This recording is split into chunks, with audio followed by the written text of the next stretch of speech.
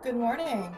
Uh, Welcome to the first restreamed match of the ALTTPR main tournament this year of 2021. This is going to be really exciting. I am here joined today by Phyleon. It's going to help me kick off this very first race between Act the Boker and Trip. Phyleon, how are you doing today? You know, it's a Sunday afternoon, well, Sunday morning in April in Canada, and it hasn't started snowing today, so I'm doing great. Hasn't started snowing in April? That's amazing. We'll see if that holds until the end of the race, but for the time being, I'll take it. Yeah, I mean, and what can we say about this awesome tournament race? So we have two really great runners. Ak is certainly a veteran in the ALTCPR community. I'm actually not sure when he started, but he certainly has been playing for quite a bit. Very well versed. Ak's been playing like 4 years. 4 years? Wow, quite the veteran. Yeah. I'm actually not as familiar with Trip, but I do think that he is more of a, at least relatively speaking, more of a recent joiner to the to the tournament. So I know he's definitely been more involved on the dev side. I think he even created one of his own trackers, I think Open Trackers. So definitely still very involved. Did very well. Both, of course, we managed to qualify into the group stage, top 128. Ak managed to qualify in the second quartile. I think his seed was number 36. Trip went towards more of the quartile 3. They just barely snuck in. But still, Rando is a great equalizer, right? Anything can happen, especially when we are going to go look for our last location go mode items. So this definitely should be a really good race to watch. Yeah, I'm excited. Right off the bat, Ak is kind enough to give us a map check. What was that? A green pendant in Desert Palace, and 2 regular crystals in the rest of the Light World. Yeah, you know you're not in Hyrule anymore when you have to start looking for these dungeon prizes. And just as a note, viewers, Trip did delay slightly, starting his timer, so just keep that in mind throughout the race, that he's going to be a few seconds behind on the numbers.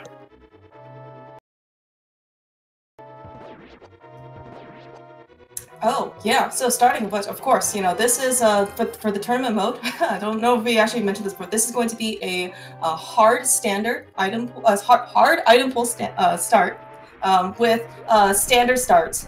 So actually, we saw that talking to our uncle, he managed to present us with a really nice permanent weapon that Ak is trying to use with a somewhat more unpredictable hitbox, which of course is the magic hammer. It does temper sword damage, certainly, and really pretty useful, especially early on, because we are gonna look for something that we can don't have to necessarily deplete our resources with in order to kill some enemies. Yeah, the big thing with the hammer, as we saw with Ak in the courtyard there, is that the hitbox when you're facing up is awful. Yeah, that's probably the nicest way I've heard someone put it, of course. Yeah, we're a family-friendly channel here. Yes. So yeah, it'll just be a matter of knowing your hitboxes. Fortunately, this is the standard mode escape sequence. I think our runners have done it roughly 5,000 times. That sounds about right. Yeah, that's actually a pretty good estimate. Standard, of course. If you ever play this game casually, play the vanilla version, there are many categories. Not only in the non-shuffled randomized game. Is that a glove that we saw in the blue chest? Yes. Wow. All right. Okay. So we have a hammer from our uncle. I guess we're just hiding magic gloves here in the Hyrule Castle. Are we gonna get a Moon Pearl soon from Zelda, or maybe like before it escape? Please no. That's some really scary early on Dark World access potentially. These runners, they know what they're doing. Sure. Yeah, all you have to do in the Dark World is not get hit. And oh, you'll be fine. Easy. Yeah. It's more. What terrifies me about this is, like, our runners could just go in 2 opposite directions and have entirely different games, which is super entertaining to watch, and I will be lost trying to commentate it and keep track of it. So thankfully, at least, we have our awesome and reliable tracker, Linkforce, who's already actually in the presence of clicking all those buttons behind the scenes, helping us keep track of all the items that we're going to see. So definitely will help us and help the viewers as well. Yeah, shoutouts to our tracker.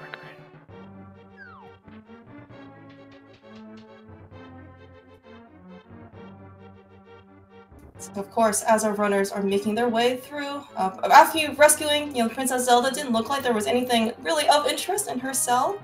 We did pick up a small key. I don't think we picked up a map yet, so we're going to be still on the hunt for that. If we have the great fortune of picking up a bomb somewhere, actually, sorry, I wasn't watching the prize packs.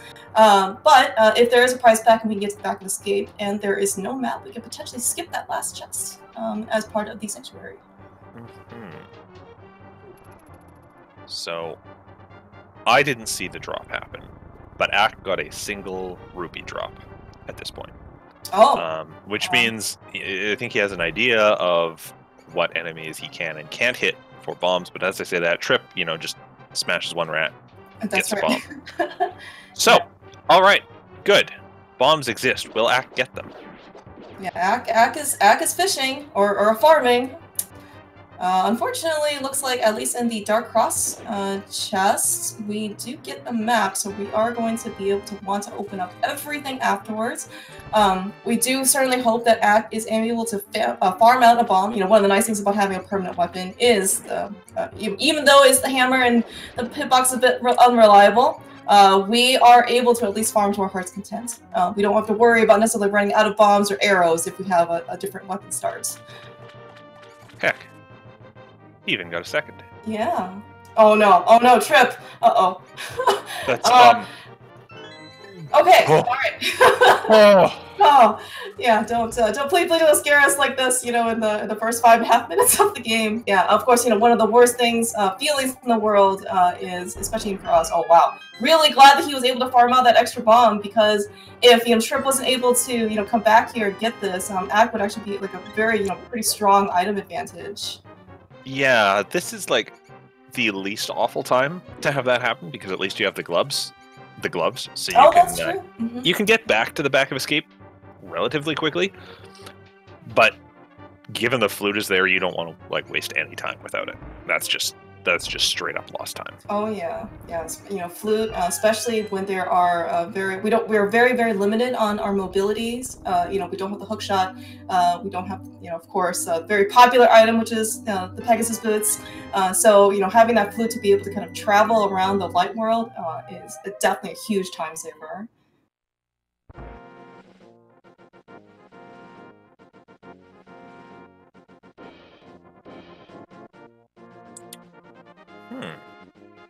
Alright, so just over a 6-minute escape, fairly normal for standard mode with a hammer.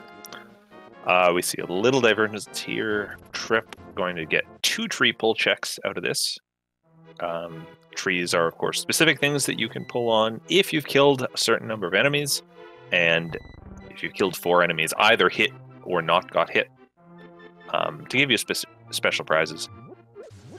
He is going to get 1 more piece of knowledge out of this, but Ack finds the real treasure of the Lost Woods, the bow, lying on the ground where the mushroom should be.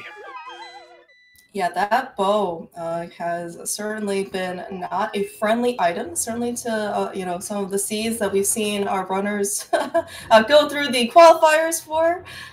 So it's actually just really great to be able to see, such a very valuable item come up early on. I certainly would not be surprised if having that bow, since Eastern Palace is also crystal, that is going to be a very near-term destination for both our runners. What's our first rule of Rando Chat?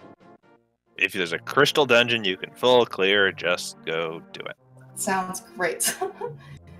Now, of course, there is that, pesky, asterisk worth of logic in that, the big key, potentially, of Eastern Palace, and of course in the back, is blocked by some dark rooms. You do need, logically, the lamp, of course, to complete it, but, certainly I would expect both these runners, just with their skill level, to still at least be able to manage those dark rooms relatively safely. Oh, yeah. Yeah, You just got to know what you're doing. Exactly. Which, just admittedly, hit, right? no, you have a few hearts, so you can get hit a couple times. Admittedly, it is much harder to do the back of Eastern without a sword than I'm kind of implying right now. That is actually a tricky room if you have no sword to guide you. But yeah, that is true. That is true. And you know, just hit upwards with the hammer, and you'll hit everything. Oh yeah, no problem. And you know, and of course, you know, those dark rooms. Some of the enemies do show up. You know, I think but you know, some. Oh, never mind. What are we talking about? Dark rooms. All right, so at least the back room is going to be in logic, assuming the big key, of course, is not in the vanilla location. Yeah. So. What have we found already in the village that's interesting? Fire Rod, Shovel, which will get cashed in right away. Cane of Burna is almost interesting. Almost? It's kind of interesting. Oh, look at what Ak is trying to do. So we found a good bee. He's gonna sell that good bee immediately to get some free cash. 100 rupees, so then, and of course Ak. Remembering that he still has the flute. Yeah, so good, you know, be able to sell that good bee, get 100 rupees, so he, you know, basically got 5 rupees out of exchange for free. That is, as we like to say, that's a real heads-up play, just to identify, hang on, I can make 100 rupees here. Which is actually super important with the early 300 we got from the backup Blind's Hut. Like, Ak is well within striking distance of Zora money now, and if that ends up being how he wants to route some of the early stuff, he can do that. Yeah, and Flute makes that less of a requirement, but it's still on the table. Yeah. Well, so I know that you know, there are so Ice Rock Cave, of course, is a Sphere 1 location that is not often a fan favorite location for people to go to.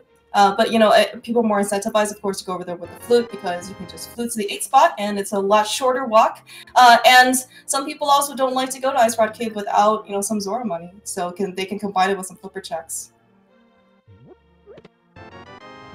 Oh, speaking of swords. Excellent. You're so nice, Phileo, and to suggest that. Just throw one in the back of the tavern. Make the dark rooms easy for our runners now.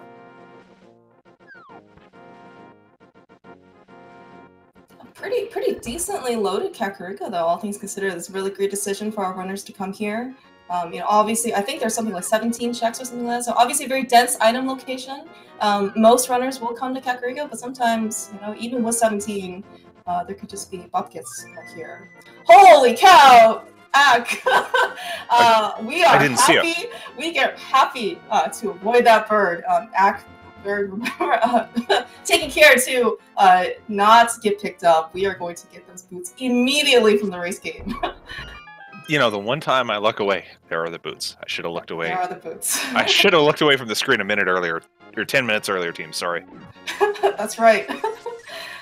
It's your fault, Phalion. The fact that they didn't get boots in Escape or in the Hyrule Listen, Castle. I gave them a sword. How much more do you want from me? That's true. Yeah. The game is super playable now. We've got a sword, permanent weapon, which actually has a pretty reliable hitbox. We have the boots, of course, that lets us go super fast. Most importantly, we can now dash with our sword holding out. If you ever try to dash without the sword, it's not really that great of a time, even though you can move kind of quickly. But you've got to really, you know, stop your dash because every single thing that's going to be in your way, you're going to have to bump into, as opposed to a sword. Speed. Oh yeah, as Ak did and then lost over here in the Eastern Palace area. I love this play of Ak's. Just, I have flute, I have sword, I have bow. I'm just gonna go ahead and do Eastern Palace. I don't necessarily love that he's skipping the shovel. Maybe he's hoping to get a mirror and a moon pearl here so he can route that in later. And it won't hurt him to miss it right now. But I love that he's just going straight for a dungeon to knock that one out. He is following your rule, Phalion, or the rule. You know, number one rule of Rando is if there's a crystal dungeon you can clear, go do it. So in particular, I like it in this situation because you're so close to having Mirror and Moon Pearl that maybe you can do all the South Shore stuff kind of in one set. Again, Flute reduces your travel time. It doesn't matter a ton, but the idea that you could do Hype Cave and Mini Moldorm Cave and the Dam all kind of around the same time is really attractive. Were you saying something about a mirror? Wow. That is certainly a really nice find on Trip's side. The mirror, we don't have Dark World access yet, but when we do, that mirror is going to make things really efficient, not only going from the Light World to the Dark World, but also, especially if you go into Palace of Darkness, it's going to be really useful in terms of dungeon routing too. Yeah, the mirror also, like, as if the seed wasn't already very, very open, the mirror just makes it even opener? Yeah, we're going to say opener. That's right. It's 9:30 in the morning here. But it gives you that Tower of Hera and East F Mountain access as well. So you can just kind of go anywhere you want. Except the Dark World, we don't have a Moon Pearl. We can go there. We just can't do very much. That's true. That's true. All right. So other than that mirror, I don't think South Shore paid out really for Trip. No. So he's making the play now over to. He's going to do Sahasrahla before Eastern Palace. I don't love this. I would just do Eastern first. Just because getting out of Sahasrahla's little valley, yeah, let's call it a valley, is not ideal. Well, yeah, so I guess at least he ended up picking up a heart piece, or at least enough heart pieces to get him that extra heart container of full health. May or may not be helpful, at least coming up here in Eastern Palace for him. So I saw something really interesting happen here that actually got me stuck for months until I was corrected. Trip lost it, or didn't get his spin speed coming out of Sahasrahla's hut there because he was facing sideways going up the staircase.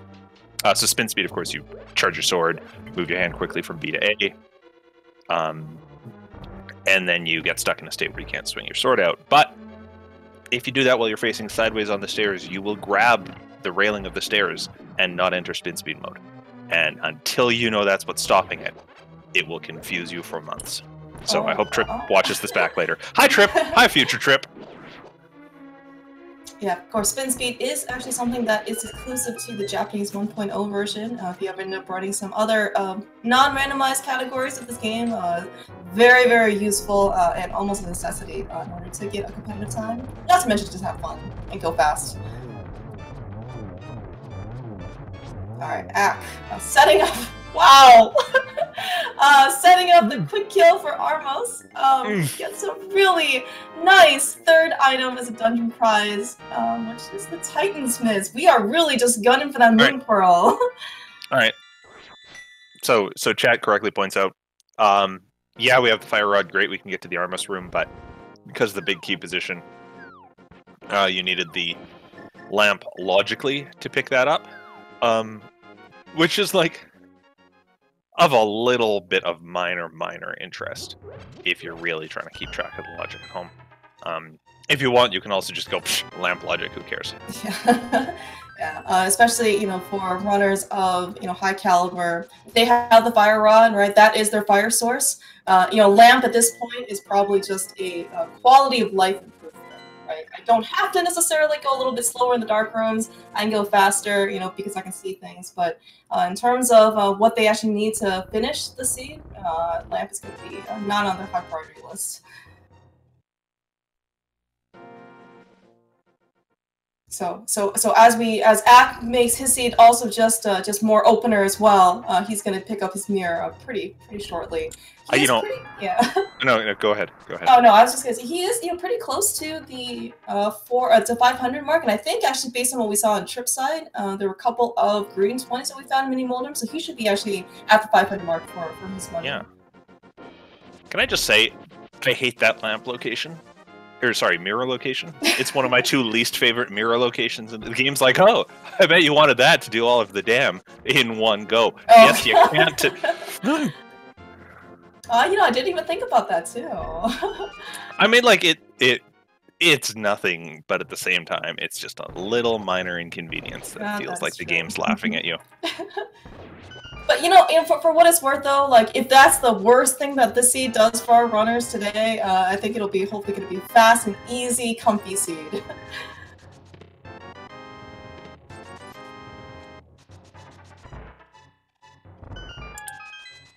Trip also in the dark room, doubling down, or not doubling down, but taking the safe way out with the fire rod shot on the torch.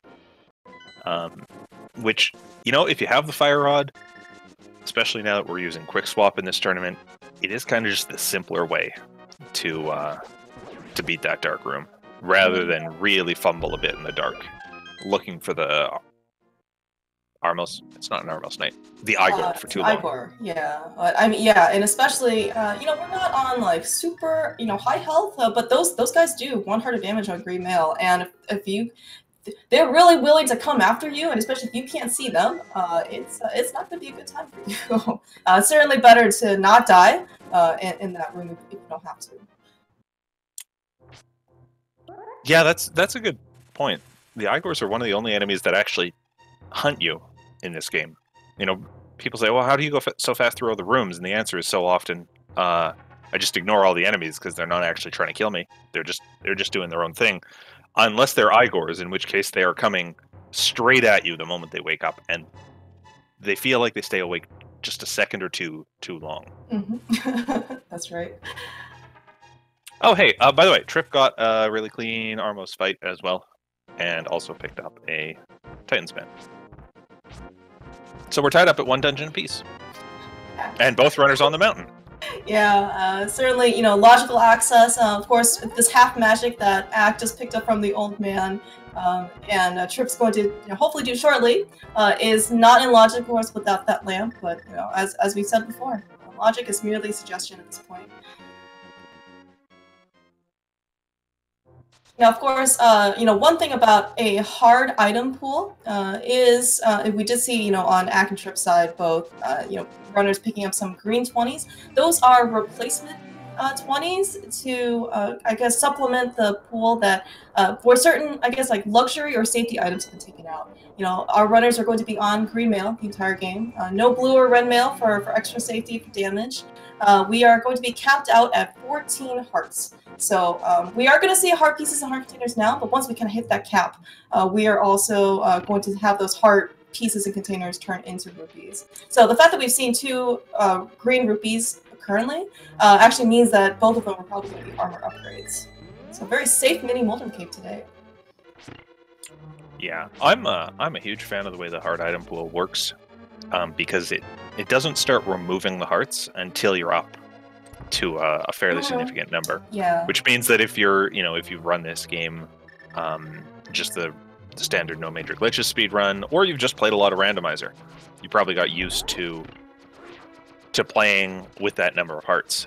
And so this doesn't stop you from getting there, it just prevents you from some of that ridiculous 18 heart red mail stuff that we've seen in past tournaments. And it just kind of ensures a basic skill floor for some of this. So yeah, you know, and so you know, we could probably ask Ack, you know, since he's been a veteran, you know, for running this for 4 years now. But at least even from my impression, you know, watching the skill level increase from just the general, you know, community of ALTCPR, like it has increased so much.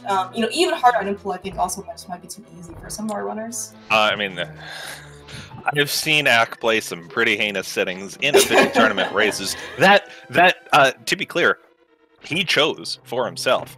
So yes, right. So he has no one to blame for himself. Got it. Yeah, but also he's not afraid of this. There is no set of settings you could throw at Ack that would make him worried.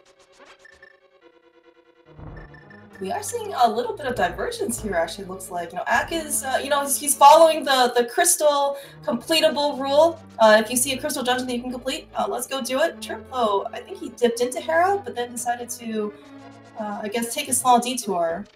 Yeah, so he might be saying, hey, I bet I can find the hookshot on East Death Mountain. And if he does find the hookshot on East Death Mountain, he gets to Harapot past the requirement of the big key. He won't have to, or he won't be able to open the big chest, but we just saw Ack show us that it's not even anything useful. It's a map. So Trip might be, you know, trying to make up a little bit of time by skipping the basement. Yeah, and we did see that Ack decided to take his coffee break in Hera basement because, unfortunately, the big key was in fact in the basement, as you said, Phyleon. Without that hookshot, we have to go sit through that 1-minute tile room. Ack did a really nice bomb jump. to get to the big key, the big chest, of course. But Moldorm, not being a bro today, and decided to knock him out.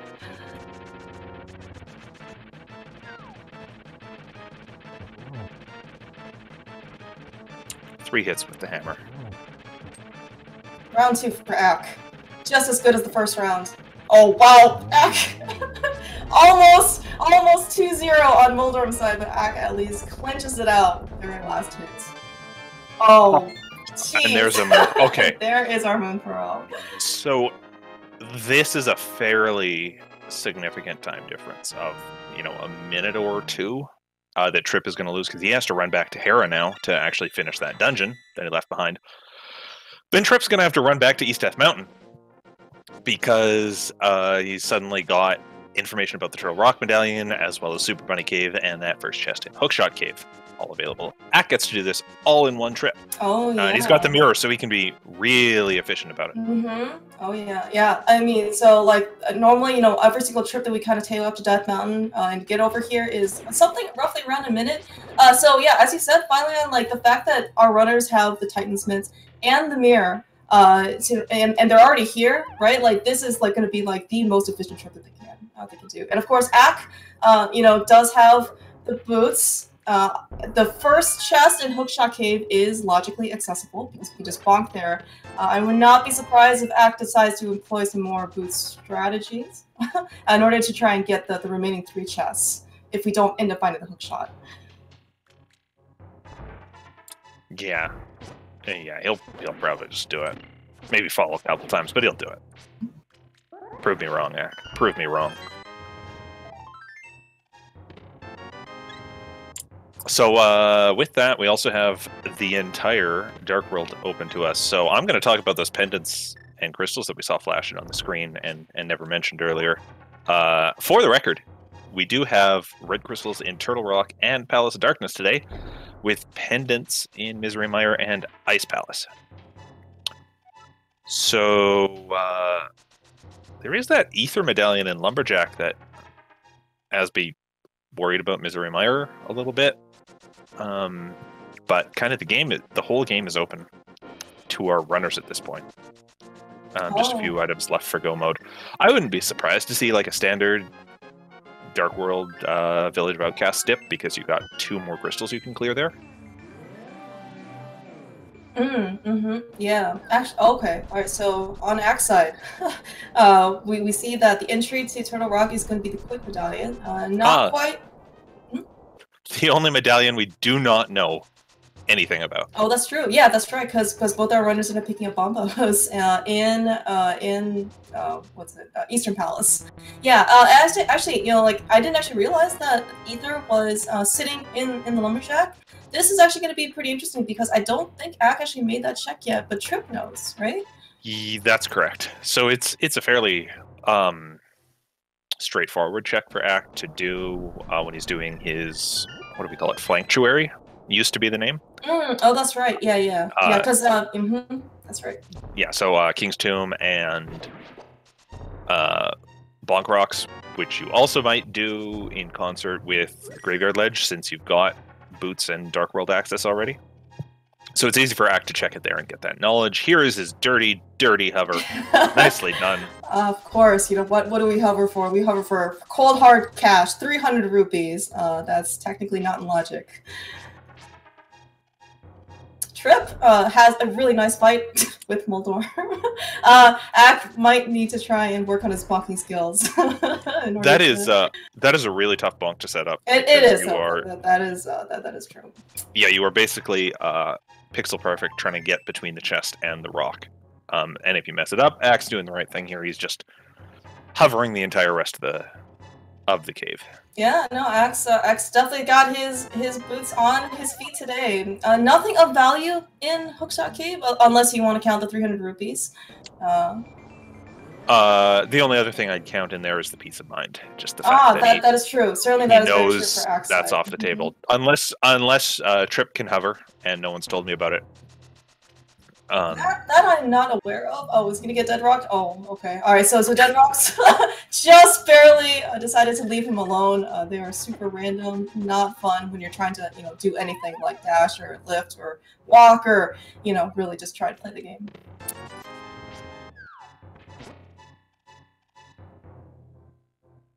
I'm not allowed to talk about dead rocks on family-friendly channels. Oh no, I'm sorry. No, it's fine. It just means you have to carry the weight for it. Oh, okay. Oh, Ak, alrighty, so it looks like he has depleted everything that he cares about in Death Mountain. Looks like he's opting to, probably doesn't actually have enough resources maybe to try and do some of the remaining Dark Death Mountain overworld checks, like Spike Cave. I don't think we saw that. And I think... Spike Cave he could do, it's just like he has to run back to it. The marginal time to Spike Cave from fluting compared to where he was right now isn't that bad, so I can understand putting it off.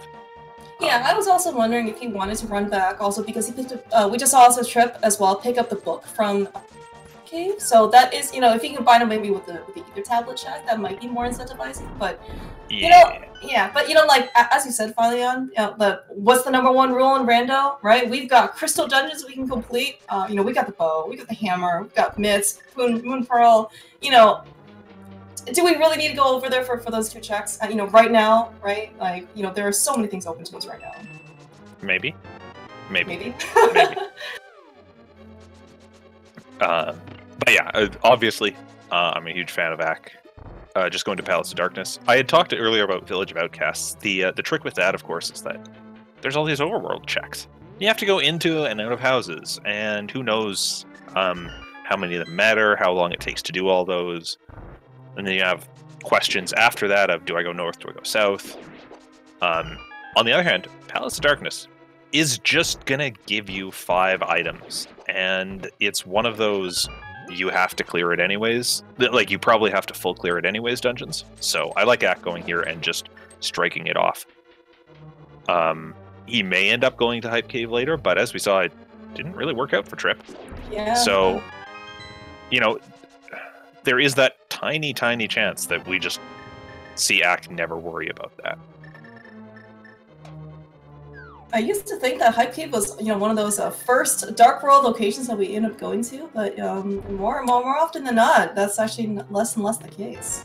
You know what? Honestly, most of the time it still is, unless you've got this.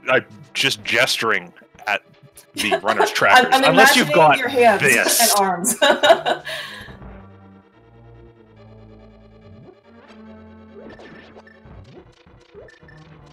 Alright, so pretty good entry into the Palace of Darkness on Trip's side. Looks like Ak is going to opt to not do the hammer jump. Yeah, I think he doesn't have the big key yet, so you don't want to go jumping without important. that.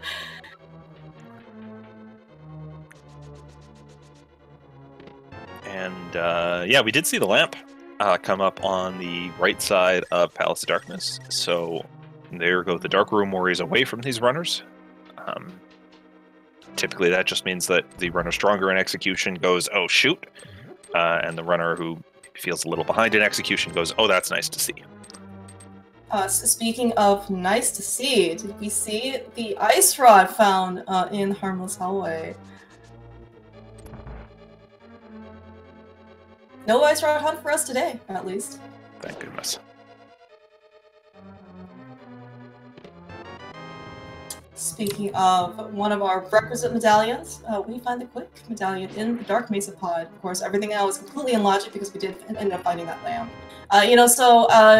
We are intended, of course, not to necessarily get our Titan's Fist because of that lamp, because we need to enter the Dark World first with our Power Gloves and Hammer and Moon Pearl.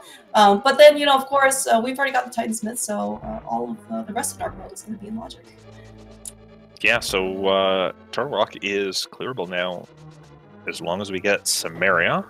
And beyond that, I think the only items we're missing are Hookshot, Flippers, and at some point we will need a second sword to defeat Ganon. At some point, yeah. So, oh yeah. So speaking of swords, as part of the hard item pool, we are down one sword that we were able to get, so we cannot get the gold sword. There are still 4 swords in the item pool, but just like the hard pieces and containers, once you hit tempered, the last sword is also going to turn into a green 20. Hey, Clear Mouse. Yes, Philion. Ak is running to the back of Pod, and the vanilla big key chest is unopened. Oh man. Why is he doing that? I wonder. So Ak, that's a great question for Leon. We should ask Ak. So of course, as part of probably just experience and how keys are laid out in Palace of Darkness, there are lots of locked doors and there are lots of small keys. And especially if you are a somewhat newer runner to this game, you really don't want to be put in a situation where you end up accidentally opening the quote-unquote wrong door with your small keys. So the developers in this game has made sure that you can just never soft lock yourself. So every once in a while, depending on how the keys are laid out, the key you could actually be opening a locked door only to find yourself getting another key in the room. So Ak has already figured out that, of course, in the key logic, if he opens and goes to the vanilla big key chest, in order to spin a small key there, he's just going to get another small key. So he knows he doesn't have to go there anymore. Bingo. Also, shoutouts to Quickswap, meaning that Ak used the ice rod to hit the switch in the stair room, which I don't think I've ever seen outside of a Quickswap, because normally you'd never do it. The ice rod shots lag and move slowly, but when Quickswap lets you set that up, you do it. Yeah, that's actually pretty heads up play. Just because normally if you maybe run this category as more of like an NMG style, you try to have sword beams, but of course we can't get sword beams if we're only on fighter sword. So we need something else to be able to hit that crystal switch from afar. Speaking of the spin speed, though, with our spider sword, I think I saw Ak arm it because he's getting some pretty good hammer shots. So, of course, as you said very, very early on, Philion, when you try and hammer up, never mind, spin speed. When you hammer up, the hammer hitbox is a bit more unreliable. So if you can actually try and use the sword hitbox with hammer's damage, it's a much safer fight. Looks like he didn't actually quite get it, though, but still had Ak a very nice fight, nonetheless.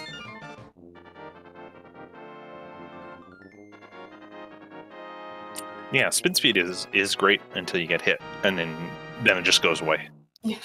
I realize I set that up like spin speed starts costing you once you get hit, and that's not true. You just don't have it anymore.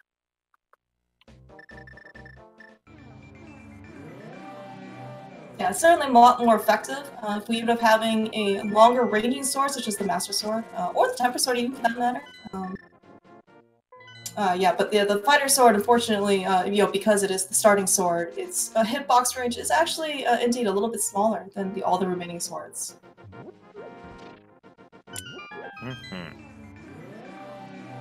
Okay, so Ak is now done with 3 dungeons, running a bit of a lead against Trip. Obviously, Trip has a couple overworld locations, but Ak's got a small advantage at this point. He's going to take and head to the northwest corner of the Dark World, which is going to be Skull Woods, probably straight into Thieves Town. Yeah, this certainly makes sense. Looks like Ak is going to opt to do the front to back version of Skull Woods. There are going to be 2 items here. Ideally, we would be able to find either both items here. Fortunately, not so far. Looks like we just got a bunch of keys. Because ideally, what you do is you would find both items, and then you could just go to the back to Mothula and just kill him.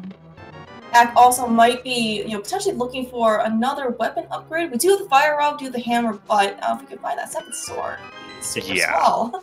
That's maybe Ak has some weird statistical meta knowledge that I don't. But I would say the big reason to go looking for items here before heading to the back would be trying to find a second sword. Yeah, so unfortunately, Ak is not rewarded whatsoever from the front, because I think we've just seen dungeon items and keys so far. Yeah, spend a key, get a key, spend a key, get a key, spend a key, get a key, spend a key, get a key. Yeah, this shouldn't be Skull Woods, this should be like, Skull, or Woods of Darkness, I guess, just like Pod. Trip showing us, an alternative method to killing combos with the bow. It takes 8 shots. It's definitely safer. Ack! I know you can do this room better than that. This is one of it's one of my favorite rooms in the game. Is it really? Legitimately it is, because if you move in the right ways, you can kind of fake out the mummies and they'll move so that they stay out of your way 90% of the time. But if you don't do it right, it's one of those rooms that gets away from you. And as things move more and more, it gets more chaotic and you have to react more and more on the fly. So that was when the room gets chaotic. Hopefully Trip will show us how the room can go really well. But it is one of those rooms that when you know how to do it, you do get a little mad at yourself. Or at least I get a little mad at myself for doing it wrong. Yeah, certainly it's not some of these runners maybe not select this specific case. I certainly can make it one very easy. Looks like Trip though is going to take a slightly different route in Skull Woods. He is going to do the back here first. So assuming, this is how you do the room. Everyone go back and watch the replay. This is exactly how you do the mummy room. Yeah, and Trip, of course, is going to get rewarded here with an item. It's not going to be a great item, it's only 10 arrows, but it is going to be one of our 2 items that we're going to find in Skullwood's Ack. Alright, so, Mouth is never an easy fight, and yeah, Trip is actually going to be saving some time here on Ack, because Mothula dropped the second item, so assuming Trip actually just decides to go kill Mothula as well, he does not have to do any of the front of Skullwoods at all. Yeah, he needs, a couple ways to make up time. This is going to be a good one of them. Also, shoutouts to that half magic we picked up on the mountain, because that's right. the difference is night and day between having to do it. Cool. And Ack confirms, hey, we're not looking at the pedestal today, beyond just checking it with the book. Nice, quick little check here.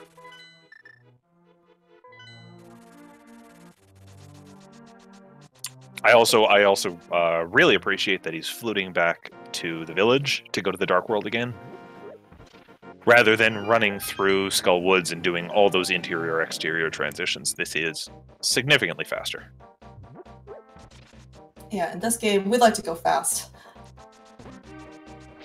Trip starting his Mothula fight. Actually, it looks pretty good so far. Managing, Moth isn't...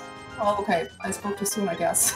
Because he was getting some pretty good fire rod shots in, but then Moth decided to just kind of stay up on the top of the screen. Oh, what a clutch last shot on Trip's side. He even pulled out his green bottle in order to replenish some magic, but manages to take down Mothula. No problems. That's a great feeling when you have enough magic to beat the boss, but you don't... or just enough magic, and you do not need to use your refill. But it's still there, just in case. Speaking of that second sword, Ack finds his second sword. Might have been a little bit nicer, of course, to have before Skull Woods, but, Master Sword, getting it soon, later rather than never or, shortly, closer to, like, let's say, like, Yanis Tower or something. That would be nice.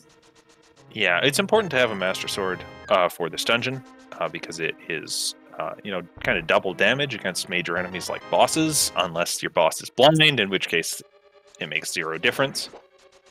But non-facetiously, as we saw there, it does take out the blue horsehead enemies in a single hit, which is pretty significant for just clearing your path as you run through this dungeon. Mm-hmm. Yeah, anytime when you can dash and kill enemies in one shot, and don't have to worry about the significant amount of damage they do to you, like the Zyzax do 2 hearts, the Fire Snakes do, 1 heart, everything that's going to be coming up in this hallway that Axe Dudes can do 1 heart is because he get ambushed and bamboozled if he's not careful. Interestingly, Trip is not headed to Thieves Town. Trip is up in the North Dark World, checking Graveyard Ledge. Well, that comes soon. Bumper Cave is the one he just checked, and found out it wasn't important.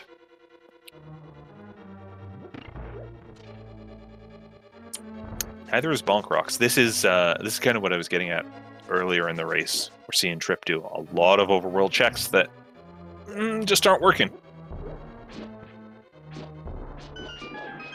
We did see Ack attempt to throw the bomb in a not the right cardinal direction the first time, but managed to get a second try. No, he threw it to the right. He Oh, threw it to the right. That's the problem. He needs to throw up. But yeah, as we said, finally on, yeah, it looks like actually Trip is opting to try and do some more overworld checks that are not in dungeons. You know, of course, you know, being a randomizer, you know, items could really just be, you know, anywhere. You know, and it would have been a pretty significant advantage, you know, for Trip if he ended up finding one of those, one of the items that we need for go mode, right? Like a hook shot, maybe another sword. You know, because the chances of Ack at least coming over here. Or at least, you know, certainly the Graveyard Ledge is not going to be very high, considering how many more dungeons he has on the table for him to complete. Is that another sword? Oh no, sorry. No, small key. Small key. Sorry, I thought I saw orange, and I was like, whoa. A small key doesn't look unlike a tempered sword. It doesn't do the same amount of damage as a tempered sword. That would be really nice.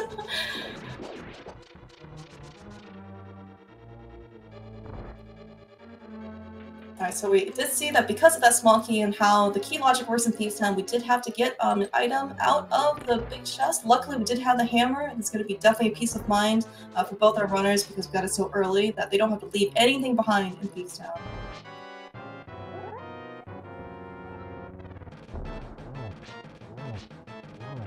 Alright, so you were saying something about blind and always taking 9 hits. Do you know this fight follows a script, Valion?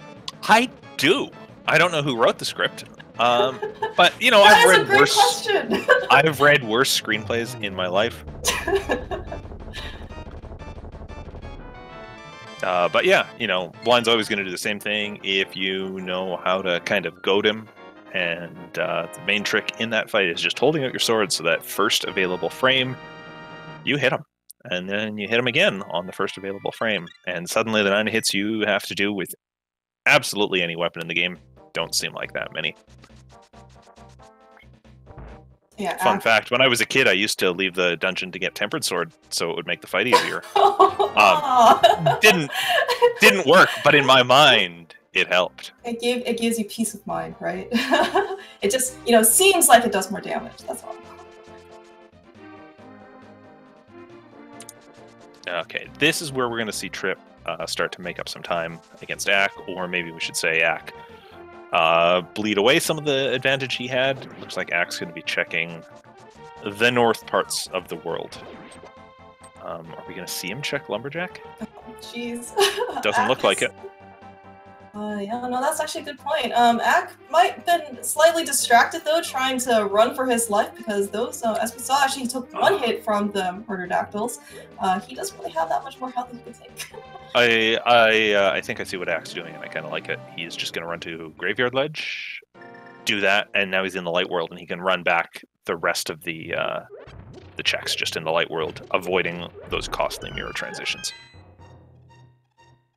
I was also wondering if Ack wanted to continue on to the east side and potentially go back and do like Catfish and then cap that or combo that with Zora. But it looks like he's going to follow what you suggested, Leon, for just hop off, stay in the Light World, and save himself a little bit of time going back. Yeah, without flippers, going across the river to Catfish is doable with the fake flippers caused by a bomb. Do we still call that Kern Jump? We do. Chat? Yes. Okay, I'm out of the meta, so I don't know if that was still the name, but you know, it's doable, but it's a bit awkward, and there are certainly other ways to get there that involve checking Pyramid if you want to do that stuff as a set.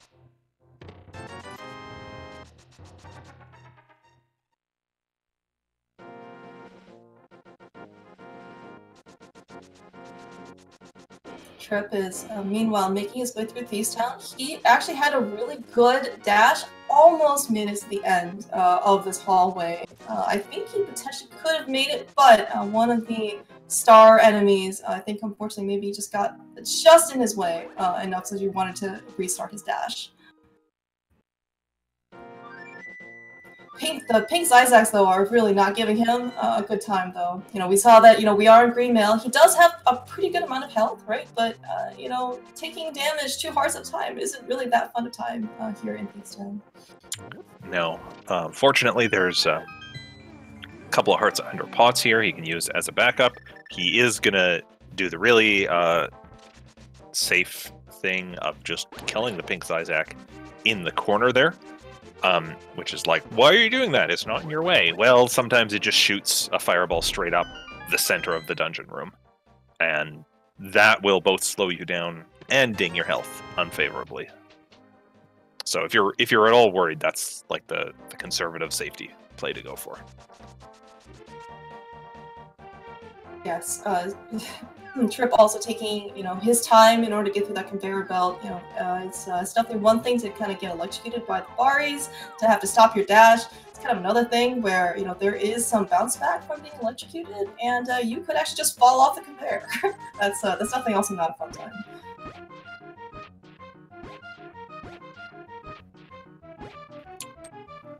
So, did you know? Did I know, Phaleon?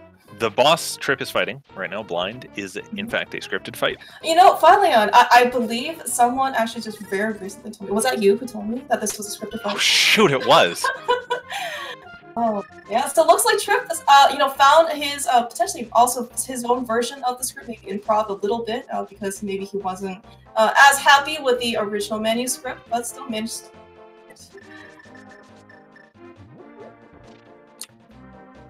Okay, so Ak, having done pretty much everything he can do in the northwest part of the game, does digging game, digs forever to find a blue rupee, and now gets to do all of Smith's South Dark World at once. Yeah, Ak is actually being very efficient here with routing.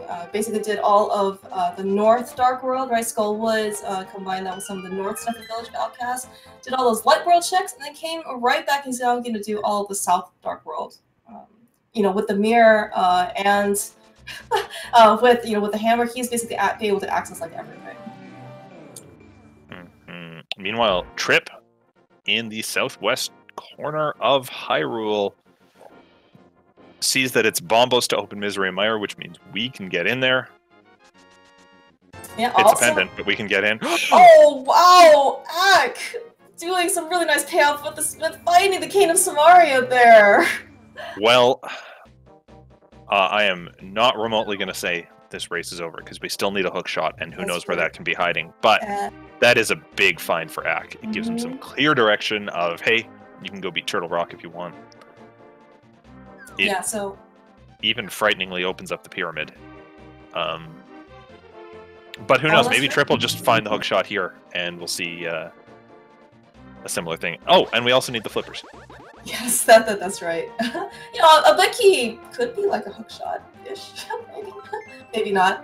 Yeah, but as you said, Phaleon, you know, so we definitely need the hook shot. And in particular, so not only do we need the hook shot, so we can, you know, finish Theana's Tower logically. We also, of course, do need it for Swamp Palace because it is a crystal, and of course, most importantly, because Swamp is a crystal, we cannot get out of our flippers requirements. You know, if Ice Palace, let's say we're crystal instead, you know, a lot of people tend to fake flipper there, just doesn't, you know, really pay attention much to the flipper requirement, but we're gonna need those blue shoes today.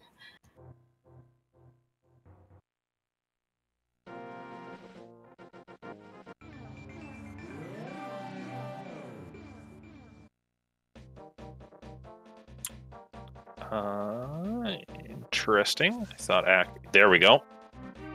Ak's just gonna dash, leave the purple chest behind, and this way he can dash freely, not worry about it, and when he mirrors next to the old man in the canyon, the purple chest will just teleport to him for a second, long enough to open it, before it despawns entirely. Ak manages to make his way into Hype Cave under the hour mark. Always good accomplishments. It's going to be pretty disappointing though, because, you know, we saw on Trip's side, Ak isn't going to find anything really of importance. And the divergence really continues here as Trip is moving through the back of Desert Palace, which we know is the green pendant, Not required to beat the game unless you happen to find progression here. If he does find progression, this is going to be a major advantage for Trip. Oh yeah. But Yeah. without that, this could be lost time. Now there is of course something to be said for going, hey, I think my opponent's better than me. I'm gonna do some weird plays to try to get an advantage. That doesn't work out when your opponent does the Smith Chain and gets both Red Cane and now Flippers. Yeah, holy cow, From what the a purple payoff! Yeah, for Ak here. That is amazing. You know, Trip. You know, it's also kind of unfortunate because he ended up doing like more overworld checks, and I'm really hoping that he follows that trend in order to get his Smith Chain through. It is rough, really rough to do all those overworld checks, then skip out on the Smith stuff, and have that be the thing that you actually needed.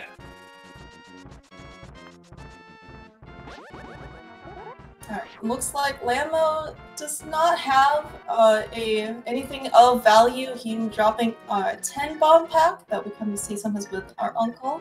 But Trip did pick up the green pendant, so if something is still on Sahasrahla, this also could be a pretty big advantage for him.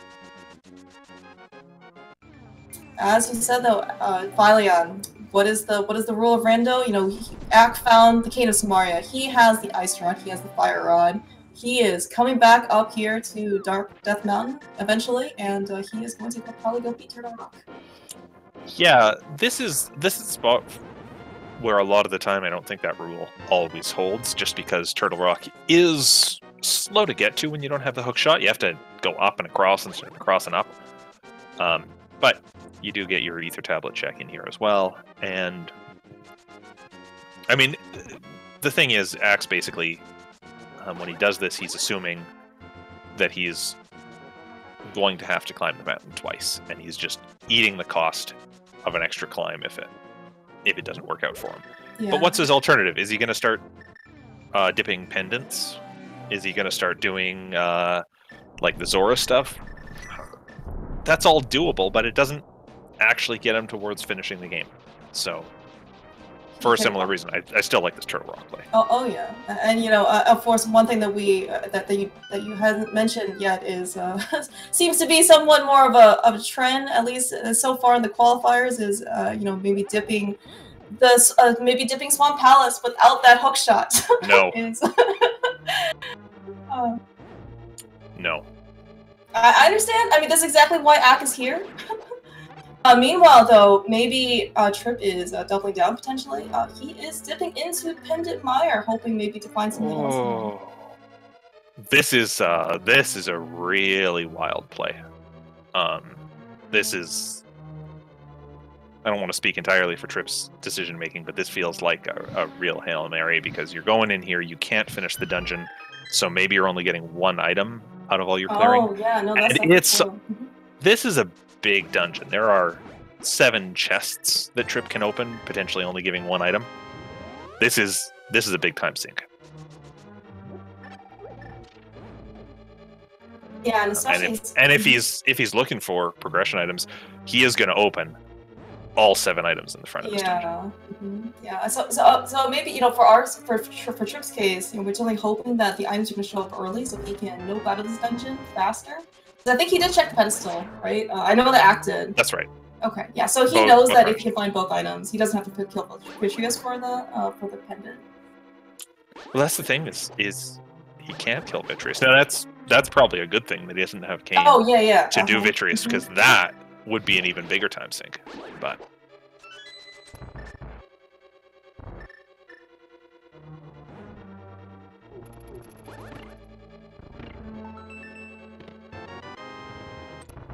Ak's got some pretty nice chomps. I handle that room pretty well. Chomps is one of the items that you may question why they're even in this game, because they seem to be more associated with a different set of franchises in Nintendo. Those guys do 4 hearts of damage, and the fact that there are 2 of them, they can do 8 hearts of damage to you very quickly. yeah, it's Chomp Room is another one of my favorite rooms in the game. For actually the same reason. For the same reason Skullwood's Mummy Statue Room is, which is that it's a fairly calm room at first, but the longer you stay in there, the more chaotic it gets, and if it gets out of hand, you're spending a long time and taking a lot of damage. The difference between Chomp Room and Skullwood's Mummy Room is Chomp Room. You have no idea what those chomps are going to do. And that gets really nasty. Yeah, actually, as slow, or at least as somewhat more ish random, that the Gyptos are, you can actually predict, relatively speaking, like where they're going to go. Yeah, those chomps though. It's not just with the chomps. It's not just knowing where they're going to go. It's that they have a random amount of time before they move, so you can't always actually guess how long you have and when you need to stand to fake them out.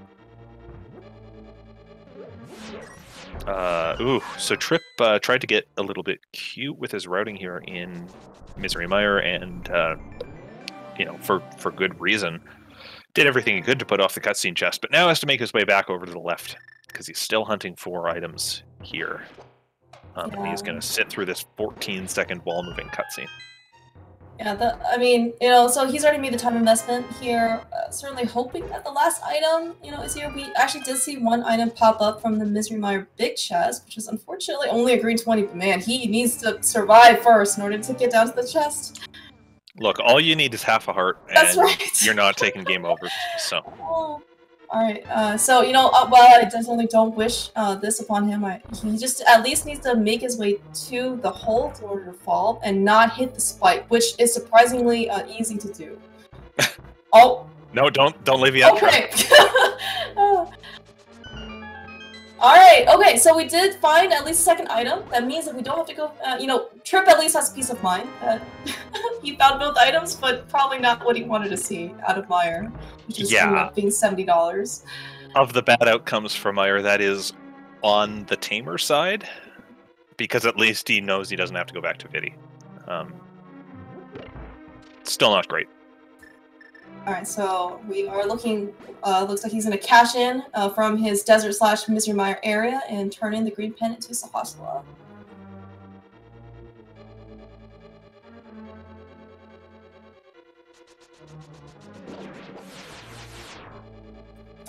So sad. Unfortunately, also not what Trip wanted to see. Unfortunately, just a piece of hearts.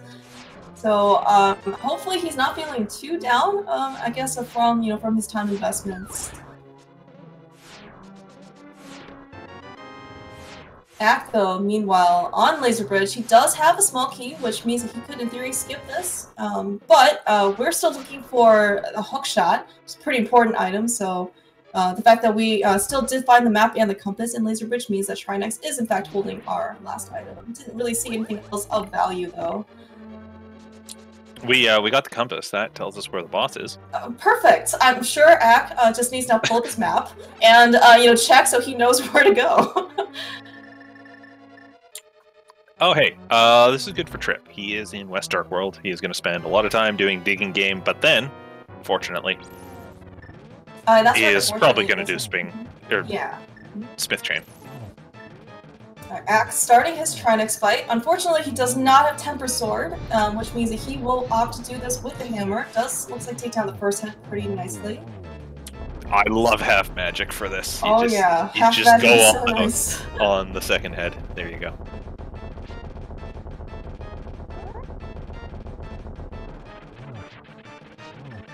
Ack tried to do an early spin in order to land 2 spins. Looks like he didn't quite end up making it. So he's going to pull out the quick swap to the hammer instead in order to do some Temper Sword damage. Really clean fight from Ack here in her takedown Shrinex. Master Sword / hammer / Shrinex is not an easy fight whatsoever. Definitely makes things a bit easier with the half magic. But Ack was rewarded aptly with the Temper Sword. Can we get that before the fight next time? And also, again, move the mirror away from the dam while we're at it. Yeah, that's right. Well, at least Ack has Temper Sword for Ganon. The rest of the gauntlet is definitely going to be a lot more familiar to him. Be able to go through those gauntlet rooms, especially on Ganon. Master Sword Ganon versus Temper Sword Ganon is going to be a pretty huge amount of difference. Yeah, even just for the Argus fight, that'll be nice. Oh, that's true. Yeah. Mm-hmm. We are now one item from Go Mode, just looking for Hook Shot. on Act-Evoker's side as Trip picks up the Canis Amaria from the Smith chain.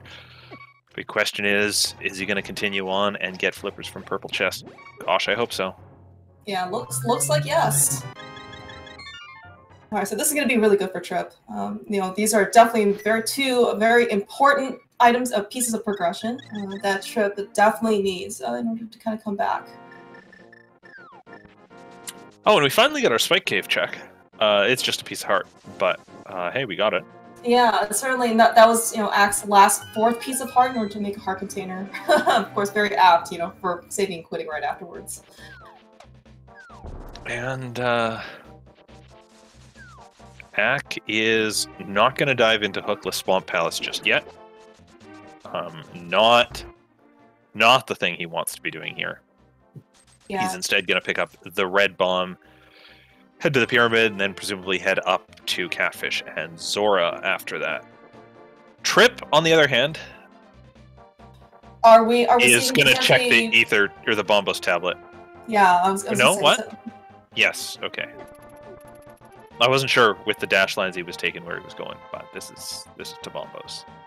Yeah, I mean, certainly, you know, if for all Trip knows, right, Hookshot is here, and this is a pretty, you know, cheap check, relatively speaking, you know, versus diving Swamp Palace without the Hookshot. Yeah, so if it does turn out to be in Swamp Palace, we're gonna have a moderately close race on our hands. Yeah. If it's not in Swamp Palace and Trip dives into Swamp, that will pretty much do it for the race. Ak has certainly been very efficient this entire scene. You know, he managed to do all of Death Mountain, Dark and Light, you know, together in one trip. He did pretty much all of like North Dark World in one trip. He did all of South Dark World in one trip. Oh, Trip still hasn't done Stumpy, still hasn't done Cave 45.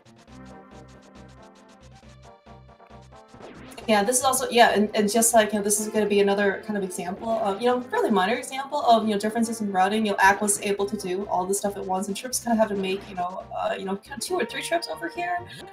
And, you know, even these mirror transitions, you know, it's going to just little by little, you know, it's going to make up that time difference. Is this our... No, Ak checked Ice Rod Cave earlier. Yeah, it was 20 rupees, I want to say? Like a red 20 rupees? I hope we didn't wait over an hour for anyone to check Ice Rod Cave, but...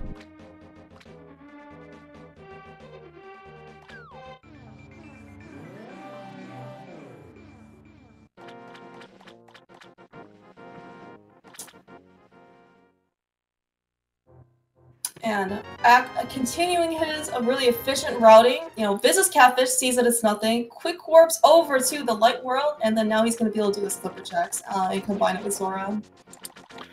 Yeah, for those wondering, why do runners always bonk on that wall when they're waiting for Catfish? It's not just because they're bored, though that certainly plays into it a bit. It's actually faster to do that ahead of time because you set yourself up on a horizontal pixel for what we call a quick warp, which just means that it takes about half a second less to transition from the Dark World to the Light World, or vice versa. Is it a lot of time? No. Is it some time? Yes. Does time matter? Yes, much to my chagrin. Time remains something that matters in all our lives.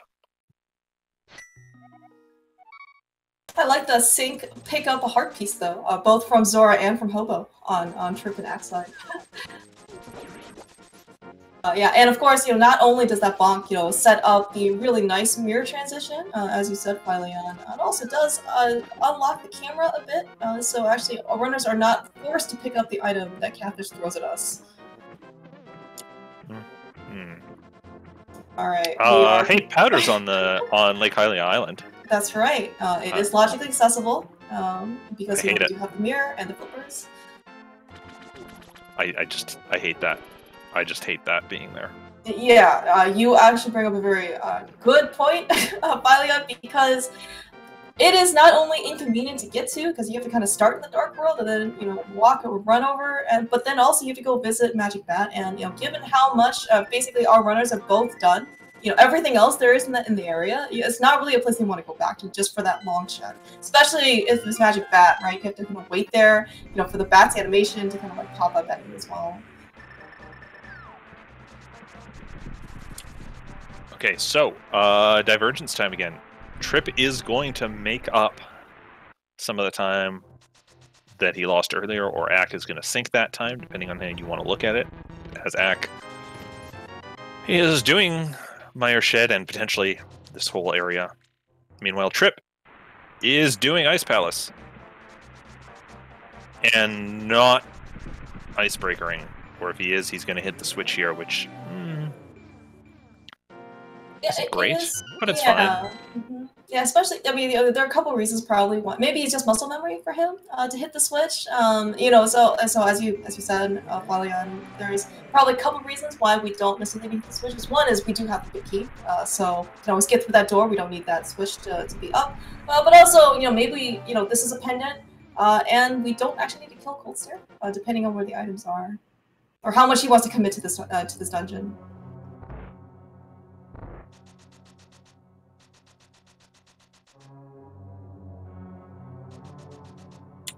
Takes a few seconds, but Trip gets through the wall. Yeah, the thing about hitting the switch as well is that you know, it only speeds things up in terms of getting to the boss, but it in fact slows you down for trying to get to places like Ice Tea Room. So just changes your distribution a bit, but you know, already having the big key also changes a few parts about how you route this. We are looking for a total of what? 3 items. Three items in Ice Palace. Did you know I haven't played this game in a while? I actually could not tell. I kept it together until now. We're just gonna erase like the last 30 seconds of what you just said. Alright, looks like Trip at least found the first item, because I think the order was big key, map, and then 20 rupees.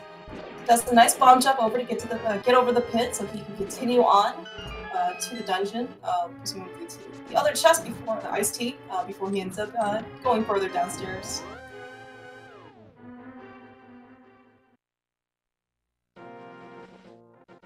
Alright, meanwhile though, Ack is running through his pendant dungeons after running out of crystal dungeons that he can complete. So this is going to be some of Ack giving time back to Trip, since Trip has already kind of made his way over here and defeated Limolas.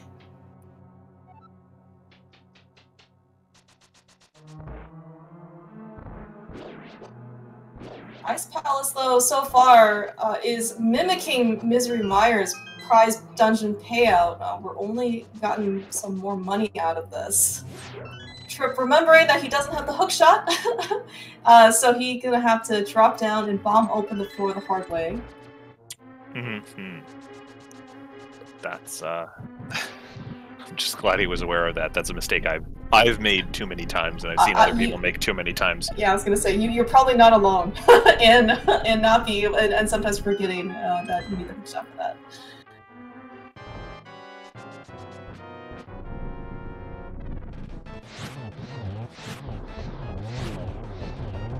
Ack has a really nice Lambda fight.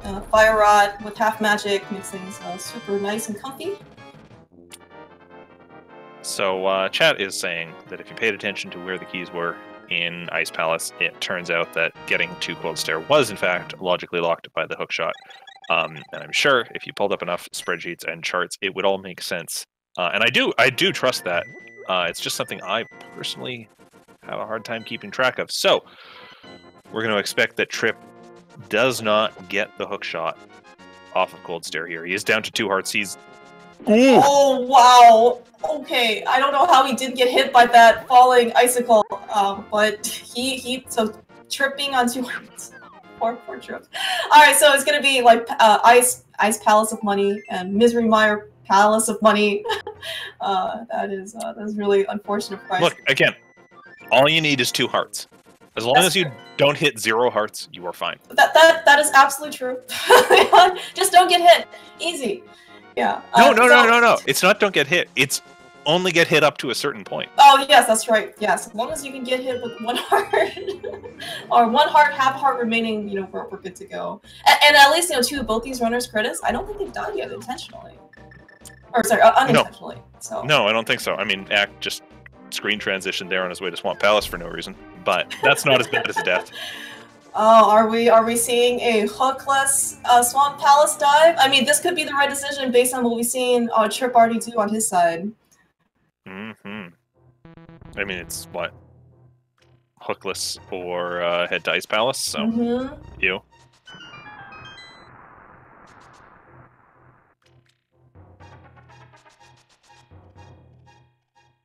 Oh yeah. Also, fun fact: when Trip was fighting Cold Stare, as even the last Cold Stare puff is exploding, you still can't take damage. The fact that Trip was still on 2 hearts actually could have meant that as Cold Stare was exploding the last one and he got hit, he would have died. And that is a real feels bad moment. That's one of the worst. There's fanfares going everywhere, rocks go flying, and you're like, oh, I'm fine. Wait, something killed me that I couldn't even see.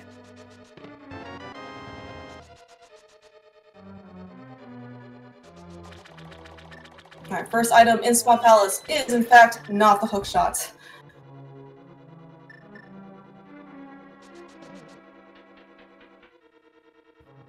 Trip, on the other hand, looks like he's going to continue some of his overworld checks that we already saw actually on his side, potentially Ether Tablet and Spike Cave. And, or this is just his way of going up to Turtle Rock.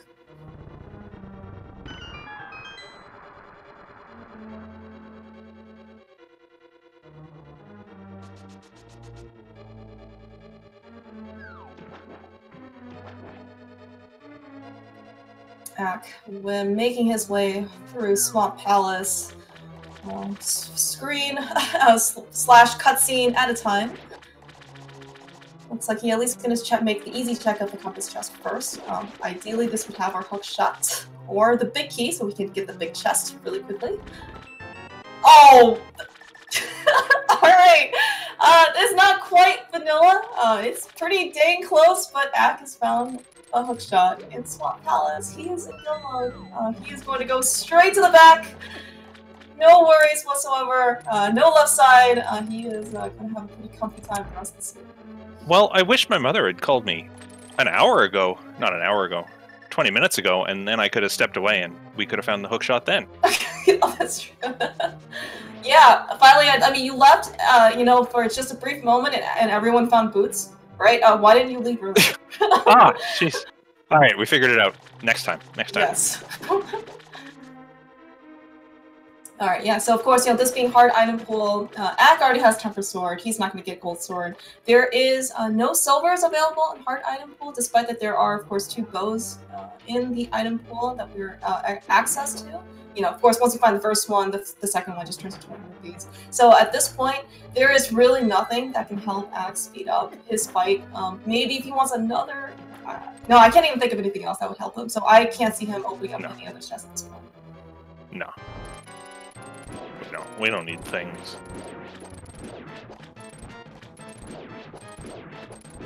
Besides, I think Ak picked up a red potion from the Waterfall Fairy.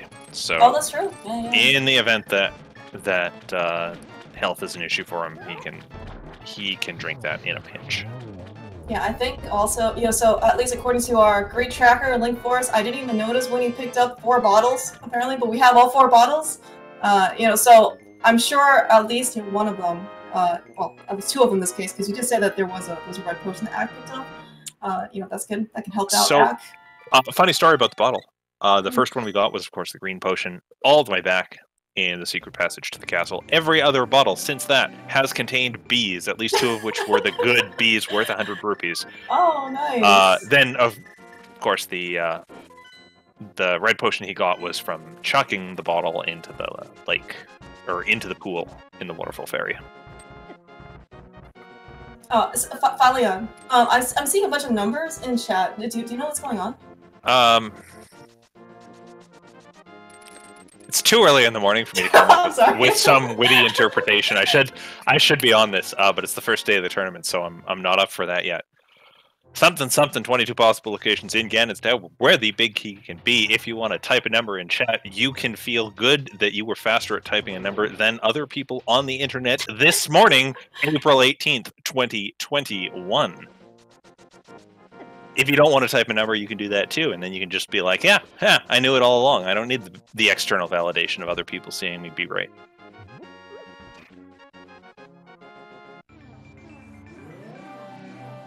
Now, of course, for those of you just joining us, one of the reason why it's numbers 1 through 22 is we still have one more hunt in order for us to do before we complete this game, which is, of course, to find the big key in Ganon's Tower.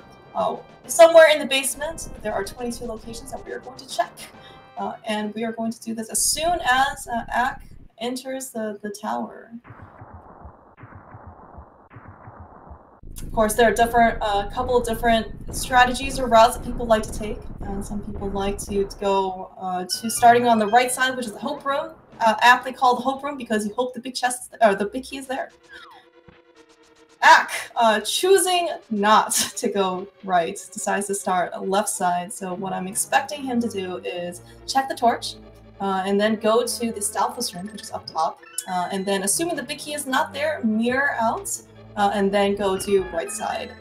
This route guarantees you to have a small key when you go over the right side.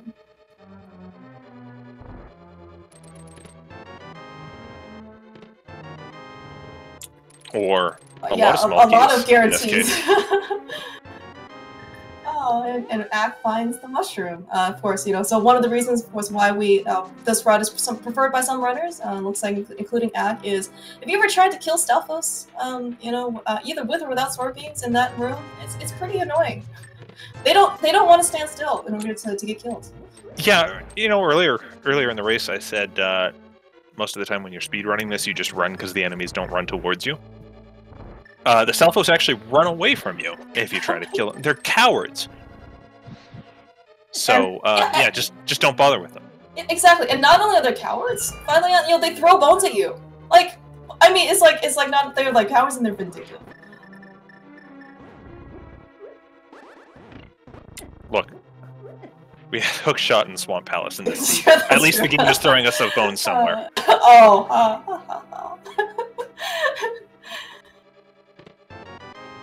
And on the right side, Ak finds the big key. He's going to keep opening chests for fun. He certainly doesn't need another small key. I've actually lost track of how many that was. So let's see. So 1's torch, another 4 in Stalfos room, which was 5.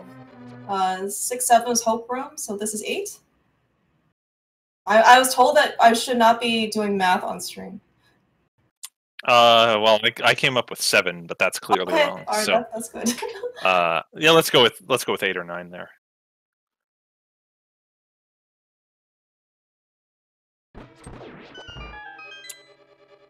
All right, we got Ak's stream back. Looks like he. Ak's having a little trouble there. It looks like he with the regained mimics. a bunch of hearts at some point, which makes me wonder if he drank his red potion already. Oh no, Trip. Trip, so go. yeah, though this is unfortunate. I don't know if he got the safety door. Hopefully he did. Well, it's close enough. Close enough. The safety door. At least he didn't have to start at the very beginning. Yeah. So one of the reasons why it's a hard item pool is so green mail. You know, lets you take lots of damage. For example, 4 hearts from the laser that Trip ended up having an unfortunate encounter with, and with this many hearts, 13 hearts, and 4 hearts of damage apiece, there are no heart beeps to tell you that you're in danger. You know, the heart, like your life just kind of just goes. Yeah, you know, normally I'm a big fan of saying, it's easy, just don't get hit. Legitimately, Laser Bridge is a spot where it's hard to do that. It's not like the game is throwing random things at you, it's just that your timing has to be very precise and consistent, especially if you're playing randomizer, where you're opening all 4 of those chests. That is 4 times you have to get it right. And I have seen some of the better players of this game in any category still have off days where they just whiff the laser bridge checks. Oh, yeah. Mm-hmm. Yeah, no, Trip is taking no chances this time around. You're gonna pull out the Kina Samaria. You know, you've got half magic. Or Kina Samaria. Kina Burna. You've got half magic. And there's another full magic refill right before the boss. So this is going to be free time for him. Yeah, knowing about that full magic is something I expect pretty much every runner of this game to do, but just keeping that in mind, it's like, okay, I can afford to spend my magic on this spot, especially with half magic, where I know that my magic isn't going to run out while a laser beam is going straight through me.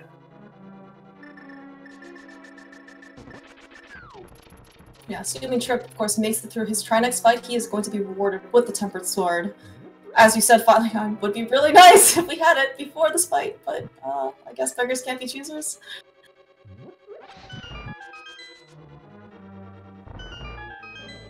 Trip does a really nice job with the first head. Definitely opting to menu instead. Please be careful, Trip. This is another one of those instances where Trinex's heads do 4 hearts of damage.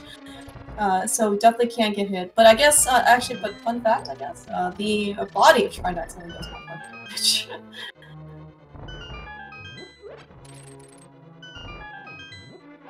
Trinex is capable of, as we see here, doing much tighter turns than you would expect intuitively. He can turn not on a dime, but maybe on a quarter. So it is a scary fight if you're not aware of how quickly he can shift for you. Yeah. But hey, Trip manages to avoid it, gets that Tempered Sword, and that'll be 6 crystals on his end. Not enough, unfortunately. Hey, look, Ack beat Moldorm 2. Yeah, that's right. And no falls this time, unlike Moldorm 1, so definitely improvement.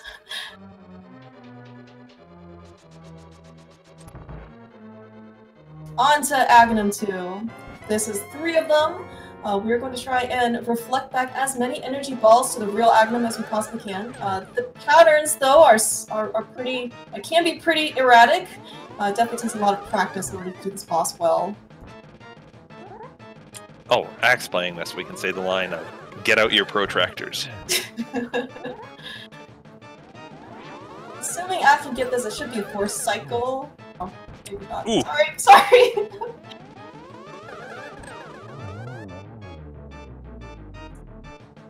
Alright, so I don't think Actus has had like the greatest of patterns, but the good news, or the bad news, is that at least this is going to be seeded between both runners. So whatever Ack had to go through on Aghanim 2, Troop is going to have to also go through the same thing.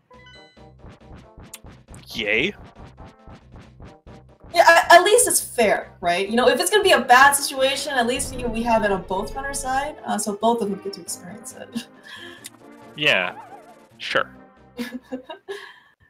Looks like Trip is finally going to make his way to Swamp Palace for that hook shot. But I don't think he'll be in go mode before Ack finishes this fight.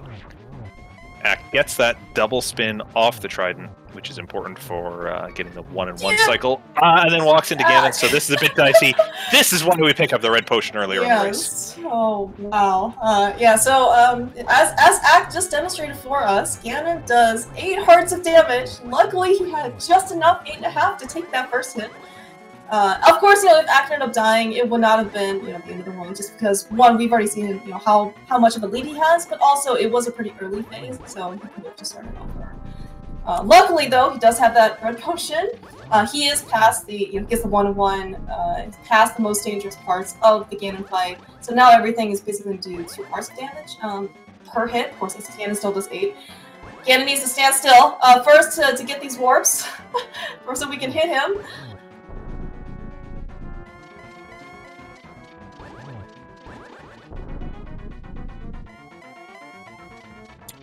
And arrows being on planet Zebes is, of course, an old joke from before the combo randomizer even came out. Ganon says that you just don't have arrows in this game. It doesn't mean that you had to walk through a connector to teleport to Super Metroid. And it means Ack gets to do sword spins for the remainder of this fight. He's got Torch Glitch, so he only has to relight the left torch to make these hits work. And it's just a rhythm you get down with a lot of practice of let Ganon shoot a fire bat, move, and then release the spin as he starts to move. Yeah, there is a 1-frame window that you can hit Ganon and make him vulnerable. So, of course, the most consistent way, of course, is to do this with spins at the end. Yeah, and as you mentioned, finally, on the fact that Ack did get Torch Glitch, certainly not required, but, you know, it certainly does speed up the fight a bit. This is if you light the torch, left torch, before the right one goes out, then the right one will never go out. So this is definitely a much more of a time save, so you don't have to keep lighting both torches again.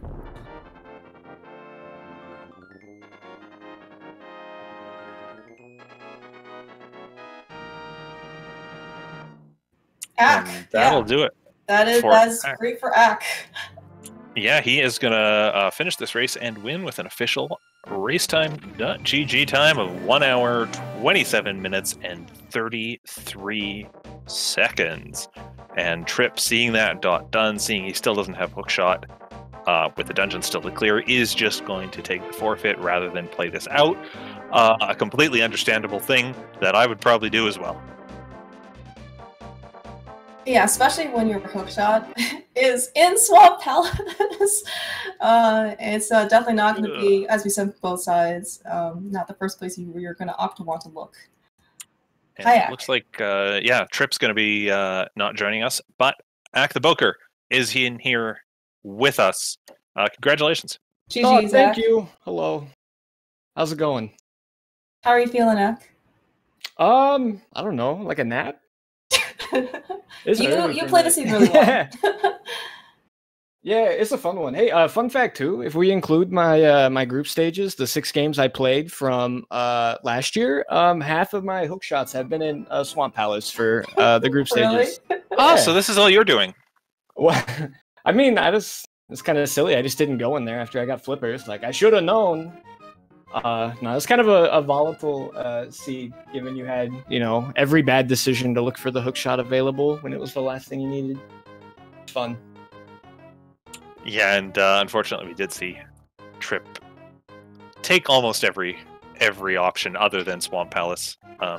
You just had fewer, but also you know, were more efficient in a lot of your early clears. Yeah, everything did feel like very efficient early, but I don't know. It was still kind of nervous too because I did hang a couple of early checks, and I'm like, well, if hookshot's there, I mean, I don't know. I'll just keep my eye on this GG and see if the race ends anytime soon. Because yeah, I could have, you know, left it in my area. I could have left it in Nagina, and that probably would have been pretty bad for me. It probably would have been really bad for me if it was an Ice Palace too. It looks like so. Yeah, that would have sucked a bit. It's whatever. It's whatever.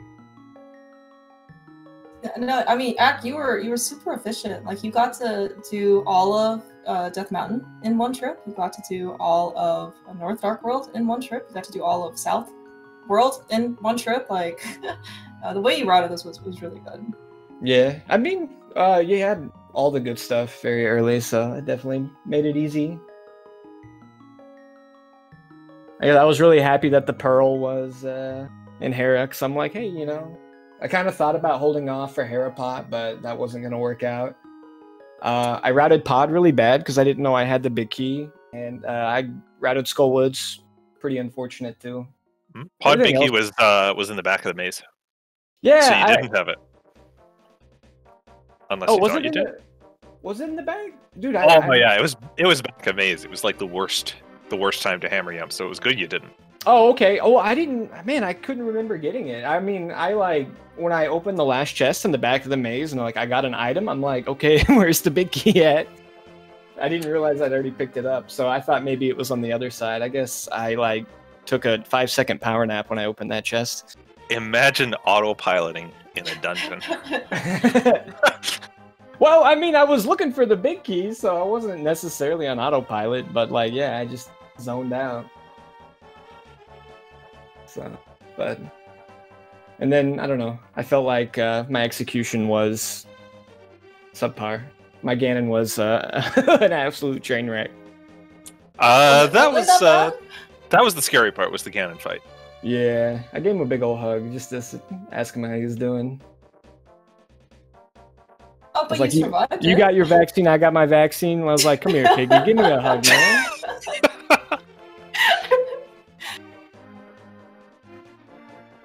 Sick. GG's, guys, man. Thank you for commentary and all of that. Phyleon, really good to hear from you again. Phyleon saved us at AGDQ a year ago. If it wasn't for him, we would all be trapped in an escape room. So, dude, I owe him my life. So I appreciate it. For the sake of the NMG community, I just had to get Aerie free. So, you know. Oh, you did it for Aerie and not for me? I did it for everyone, but Aerie in particular. Wait a minute. I just gave him all this high praise, and he's like, yeah, we saved Aerie. Man, and we saved Ak. Maybe this is No, no, Falian's no, way it's of too late telling you to now. run NMG, Ak. Huh? Oh, good luck, brother. That'll be the day when we see that happen. Yeah. No, Ak, you definitely ran. I mean, I think you played well today. Like, your routing was definitely on point, and you were just really efficient. You follow the rule. If there's a crystal dungeon, go clear it. I only said that about 3 times today, so you know. Yeah. Well, I mean, like I said, that rule really falls freaking flat when the hook shot's in Swamp Palace, but You know what? It worked great until it didn't. yeah, yeah. One of these days, I'm gonna go mode a dungeon, and it's gonna feel so good. Oh, speaking of, One of these days. yeah. So speaking of feeling good, how about those boots that you found in Race Game? Okay, that felt really good. I suppose I can't complain about that. I liked your duck dodge. Yeah, yeah. I was like, you get out of here, Duck. I need these right now. Don't you dare touch me. That's right. So you are also racing at 8 p.m. today, right? Yes. So, yeah, cool. That's like, yeah, that's like a full a REM cycle of sleep. So, you know, I think I'll be fine. Oh yeah, time for a nap. Yeah. Any final thoughts, comments, rants about things related to this race, Ak? Honestly, I kind of just forgot everything that happened. So no, I guess I don't have anything else to say. Yeah, other than thank you, and like I can only imagine how busy all you guys are going to be with, you know, I think literal like 600 matches a day. I think we have to do just to get through these group stages. So, 550 a day, but we'll round up. yeah. I mean, it's exciting. Everybody, just keep watching Rando because I don't think it's ever going to stop. No, it shows no sign of running out of steam at this point. Having, you know, tournaments are over 4 years old at this point. So, ah, man, that's true, isn't it? Yeah, we've been at this a while. We've been doing this for too long. When are we going to get a real job? Tomorrow. Definitely tomorrow. All right, there you go. Yeah, sounds good. As Ak said, there are all kinds of matches all over the place. There's a match on SG3 right now, Bonta Duke versus Duke Firebird. It's like halfway over. But as soon as this finishes, they're going into a second race. So you can check that out. Or you can see Kern, who I thought stopped playing, but apparently is back on the tournament train at 2:10 p.m. So in just over an hour on Link to the Past Randomizer channel. If someone has hit that schedule button or command in chat, you can bring up that whole schedule of matches today because they're all over Speed Gaming, and they will continue to be all over Speed Gaming for... how long do groups go for? Like a month? You said 4 years, right? No, that's how long you and I have been playing this. Oh, okay. Well, it all blends in together. Yeah, it's like a month. So there's going to be 3 weeks, because, yeah, there's a maximum of 3 matchups you'll have to play, and then a minimum of 2 if you win both of them. Ah. You get a week to do 3 of them, so 3.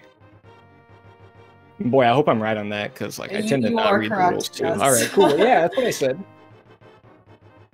Listen, I used to write the rules for this tournament. Now I just show up to talk. Yeah. I used to read them, and now I just show up to play. And it works out. Yeah, it looks like everyone's happy. And also looking at the Bonta and Duke Firebird match that is currently on Speed Gaming 3, they don't have boots right now. So if you guys want to feel free to watch them and make fun of them for not having boots, you have my blessing. Just say accent you.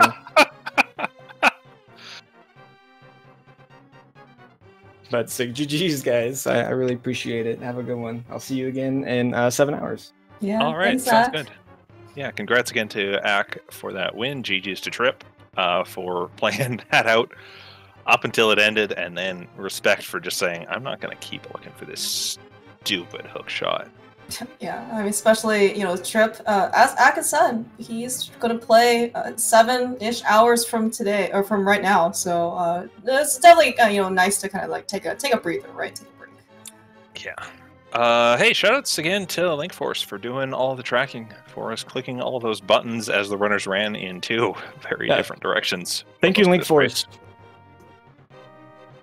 And hey, Clearmouse, thanks for joining me on commentary here. Oh yeah, Thank you, Clearmouse. Great. Thanks for coming into the interview, Ak. And thanks for all the thanks, Ak. No, remember that whole escape room banter that we got? I'm not. You don't get one, brother. We tried. Yeah, I'm gonna head over to SG3 and see the rest of the game there, but I'm gonna keep an eye on the schedule. Thanks for watching, everyone, and keep playing video games.